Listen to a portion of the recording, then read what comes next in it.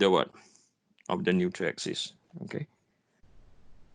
So we're going to calculate the stresses, and we're going to look at the location. And I'll go further is we are also going to find we're going to also sketch the stress profile. Okay.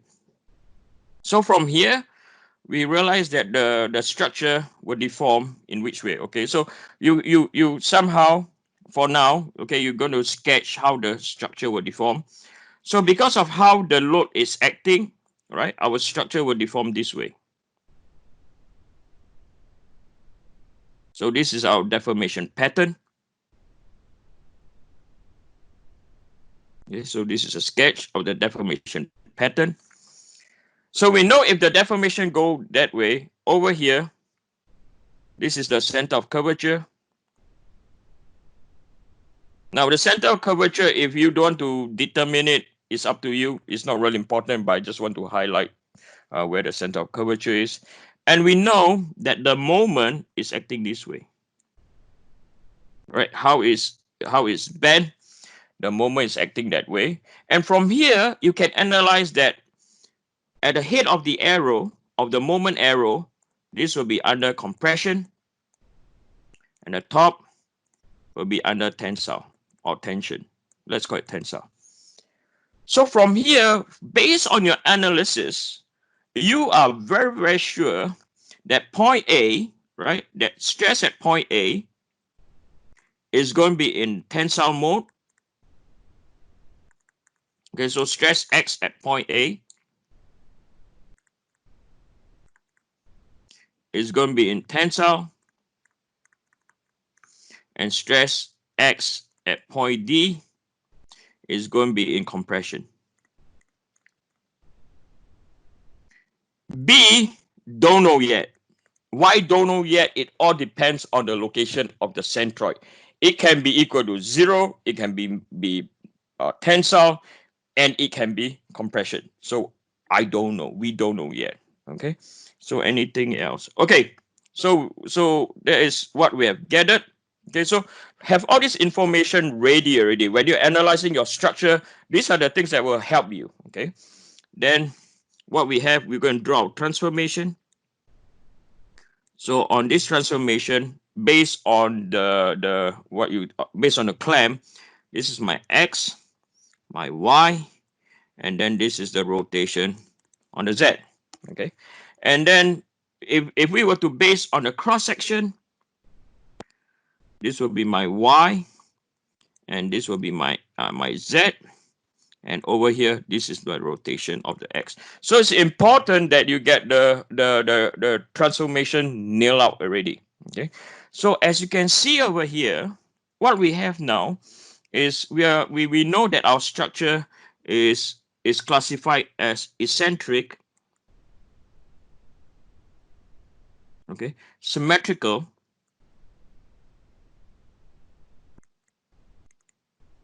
loading.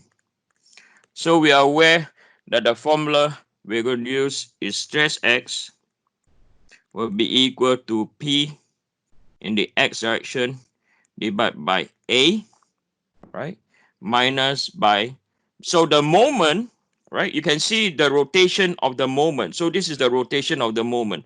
The rotation of the moment is about Z axis. So it's mz over izz multiplied by y. Okay.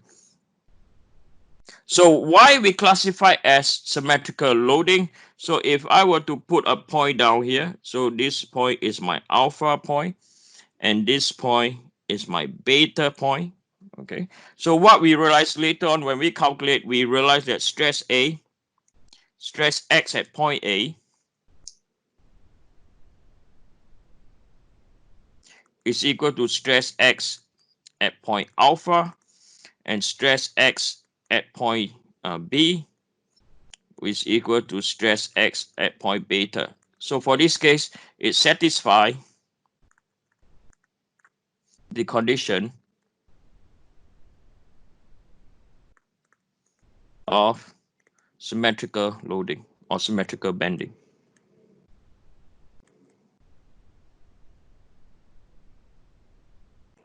Okay, I'm going to call this symmetrical bending. Okay. So first thing of all, we are going to firstly geometrically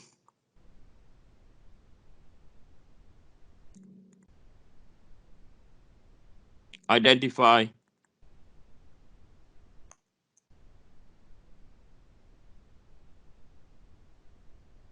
the position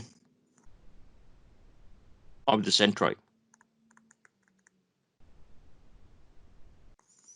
And for this case, where we say that it's eccentric loading, we also know the fact that the centroid, the position of the centroid,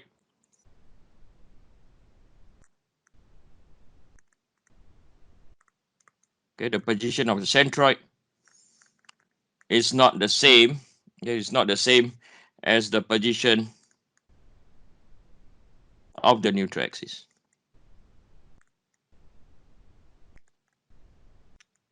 We're aware of that. Okay. Right. So we're going to, I'm going to copy this image.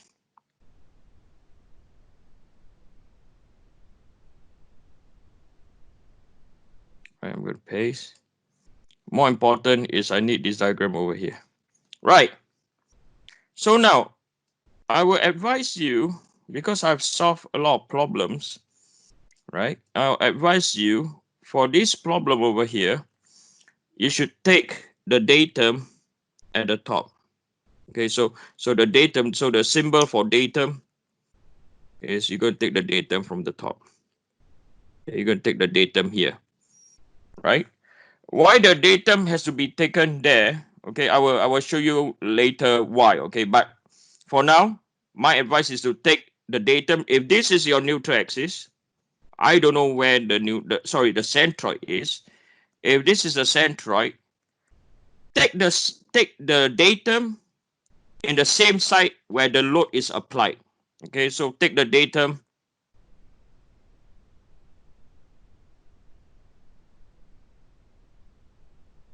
at the same site as the applied force from the centroid.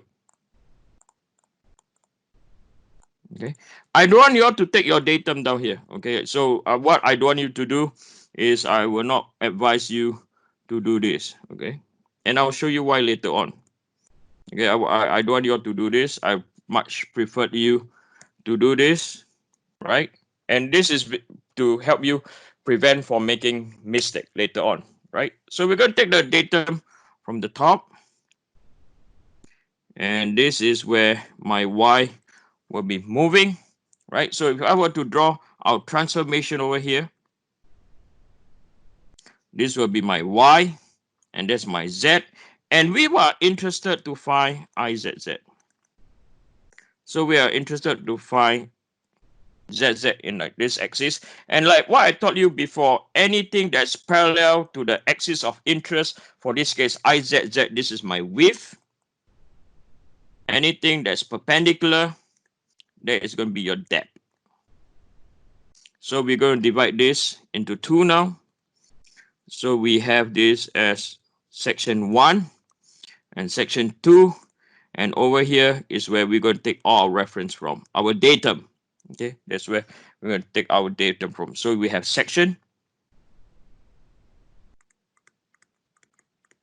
1 and 2, and then we have our, so take your width first and depth, like what I think I showed you guys this last week, right? So the width is equal to 10,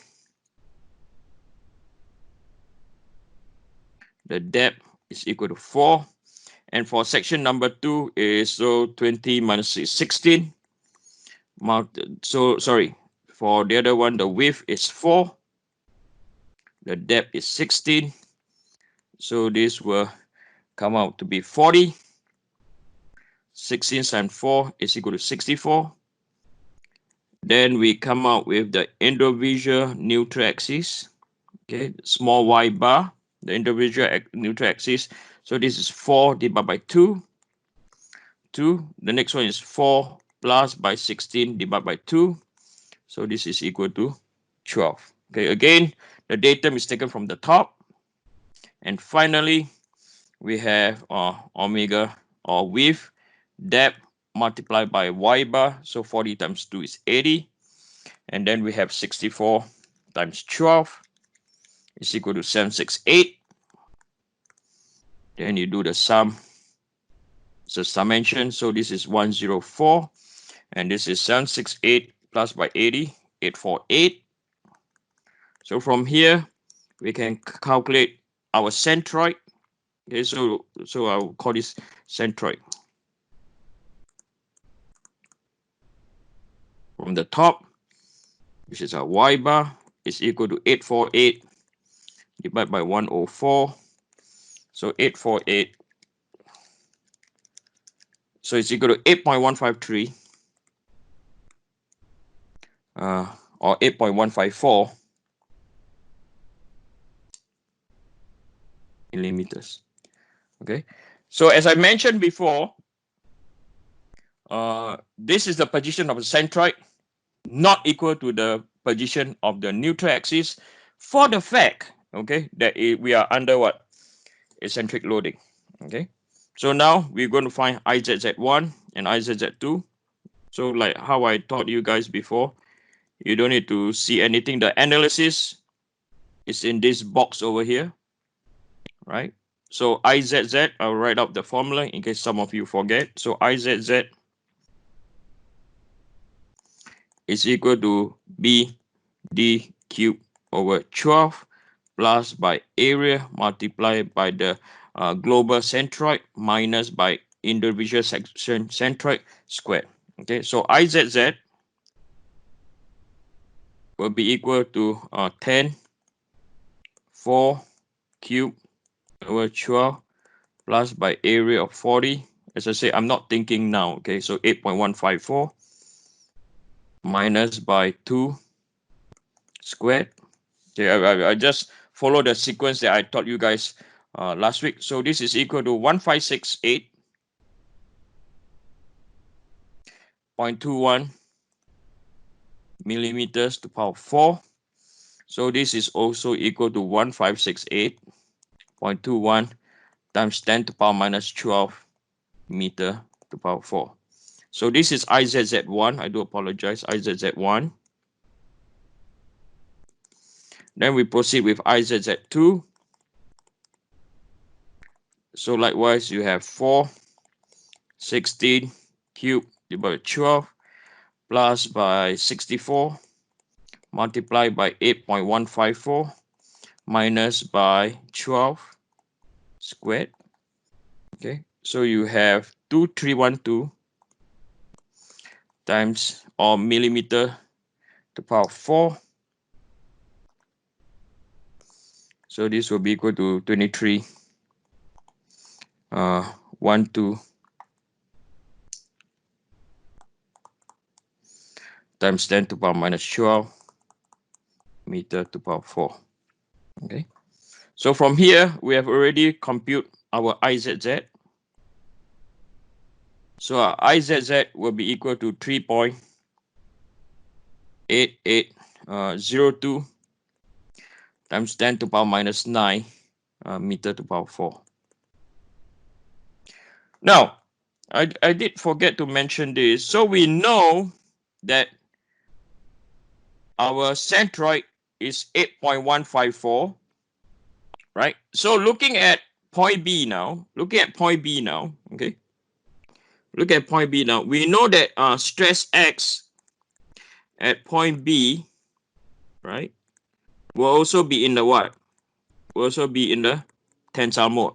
Because the neutral axis, if I'm going to sketch roughly, the neutral axis or the centroid is going to be here. So this is the position of the centroid. Okay, so there's a position of the centroid. Right. So next, so we have our IZZ already. Okay, so now we can plug everything into the formula. So let's look at the formula first. Okay, so the formula states that stress X is equal to Px over A, right, plus by Mz over Izz multiplied by Y.